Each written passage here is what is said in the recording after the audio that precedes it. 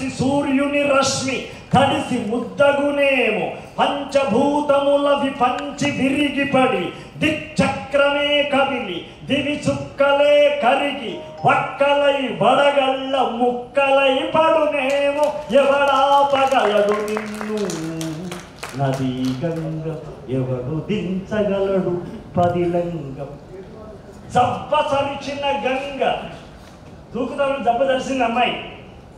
మగాడు జబ్బ ధరిస్తే మామూలే, అది పెద్ద జబ్బ అనుకున్నాం. కానీ ఆడతాన్ని జబ్బ ధరిస్తే అది దెబ్బ. అదే అసలు దెబ్బ అంటే మనం జబ్బ ధరిస్తే ఏం పాడైందన్నా ఏం పెద్ద గొప్పతనం ఏం లేదు. ఇప్పుడు ముందు ధరిస్తే ఏం లేదు. అది మీ ఆవిడ మా ఆవిడ ధరిసిందనుకో అది మహా దెబ్బ. అందుకే జబ్బ సరిచిన గంగ దెబ్బతో మబ్బులిక. ఇక్కడ మనం అక్షరాలతో ఆడుకున్నటువంటి నైపుణ్యం. జబ్బ సరిచిన గంగ దెబ్బతో మబ్బులిక తబ్బిప్పుపడి నీలి గబ్బిలాలగునేమో మేఘాలు గిర్లు సర్వము బొంగరాలుగా తిరిగి గింగిరాలుగా ఒదిగి తరులపై పడునేమో అక్షయమ్మగు భూవృక్ష వక్షములు రక్షచడి మృత్యువుకు భక్ష్యములగునేమో కడుపులో దాచుకొను కడలి ఒడిలో పడితే దీన జీవన ప్రయోజనము పాడగునేమో కులము చెడిన బడుగు సుఖము దక్కాలి కదా కులము చెడిన బడుగు సుఖము దక్కాలి కదా గడప దాటిన తెగువ ముడుపు చిక్కాలి కదా. అది చూస్తాం. నిన్ను మోసే భుజము కన్నులకు కనరాదు ఎవడు నీ ఆర్భటిని తట్టుకోగల జట్టి ఎవడు నీ వేగాన్ని ఆపగలడు తొడగొట్టి తల వంచి నరుల తలరాత రాతుననే చిద్భ్రమలో గడిపే ఆ బ్రహ్మ వల్లను గాదు. చిద్భ్రమ తలరాతలుగా రాసే చిద్భ్రమలో గడిపే ఆ బ్రహ్మ వల్లను గాదు. పోని విష్ణువు పాలకడలిని పాము పానుపుగా పడుకొని కాళ్ళు నొక్కే లక్ష్మి వేళ్ల రుచులకు మరిగి విశ్రాంతి పొందే ఆ విష్ణు వల్లను కాదు. సుఖంగా అనుకున్నా ఆయన ఏం పోతాడు? ఎవరి వల్ల? మరి ఎవరి వల్ల అవుతుంది? ఎవడాపగలడు నిన్ను ఒక్కడే నిన్ను ఆపగలడు. ఇక్కడికి వచ్చాం. ఒక్కడే నిన్ను ఆపగలడు ఒక్కడే నిన్ను ఓపగలడు నిన్ను చంటి పాపవలె దింపగలడు వెళ్ళవే తల్లి అని పంపగలడు జీవులను కాపాడమని అర్థింపగలడు. ఎవడు? శివుడొక్కడే నిన్ను దింపగలడు. ఎటువంటి వాడు శివుడు?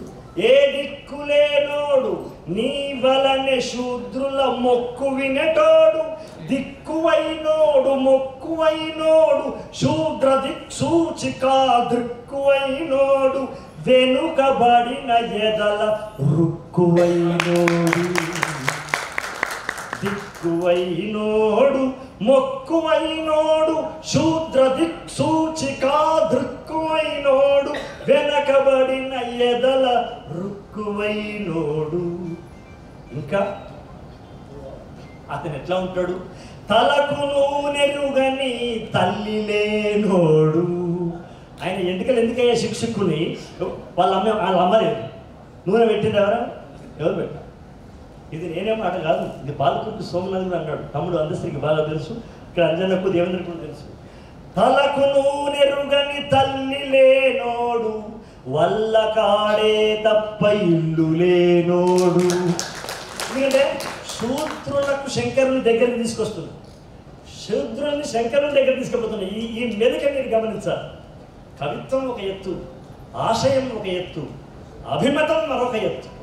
ఈ ఆశయ అభిమతంతో కూడుకున్నటువంటి పద్ధతిలో ఈ కావ్యం సాగింది. కాబట్టి ఇల్లు లేను బూడిదను గంధంగా పులుముకునేటోడు తొడుగ బట్టే లేని తోలు వలువలవాడు బంగారు నగలేని భుజంగాల నగలుగా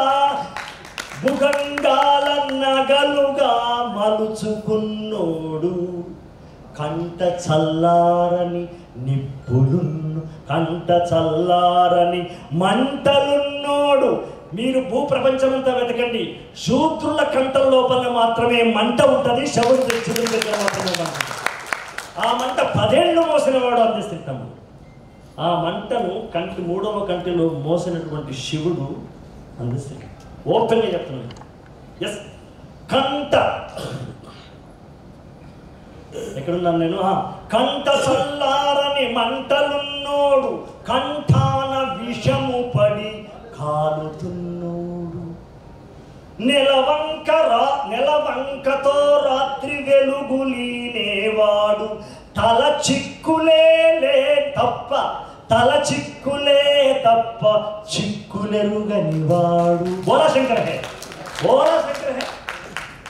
పార్వతిని ఇస్తామంటే నీ ఇష్టం ఉంటాడు, నీ ఆత్మలింగం ఇస్తామంటే ఇష్టం. ఎంత బోలా శంకరుడే! చిక్కులెరుగనివాడు. తలకాయల చిక్కులు ఉంటాయి.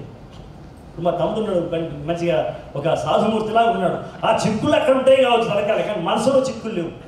అందుకే తల చిక్కులే తప్ప చిక్కులేనోడు. ఇక్కడ ఒక సాహసించి ఒక మాట అంటున్నాను. కాలుడిని ఆపగల ధైర్యశూలి ఇతడు. యముణ్ణి ఆపినాడు మార్కండేయ సమయంలో. కాలుడిని ఆపగల ధైర్యశూలి ఇతడు. ఇక్కడ నా సాహసోపేతమైన మాట వినండి. మాట్లాడుతున్నారు ఫోన్లో. కాలుడిని ఆపగల ధైర్యశూలి ఇతడు, కాలి చెప్పులు లేని కైలాస దళితుడు.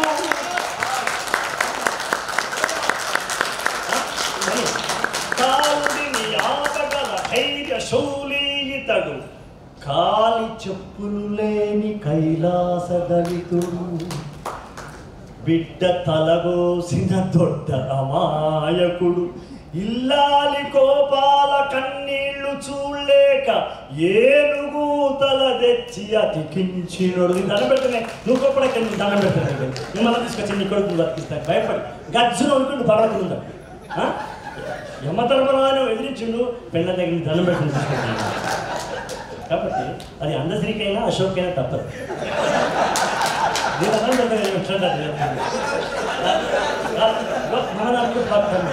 నువ్వు ముద్ర పక్కడికి నేను రాసుకుంటా, మన ఇద్దరు అనుకుంటే అనుకుంటాను. ఇది మనల్ని అంటుడు కానీ అట్లా పెట్టుకుంటాం. ఇది అందశ్రీ అశోక్ చేసిన కుట్ర. ఇది అనలేక అట్లా అనుకుంటున్నాను, వాళ్ళకి ఎక్కలేదు, చిత్రంలోకి ఎక్కలేదా.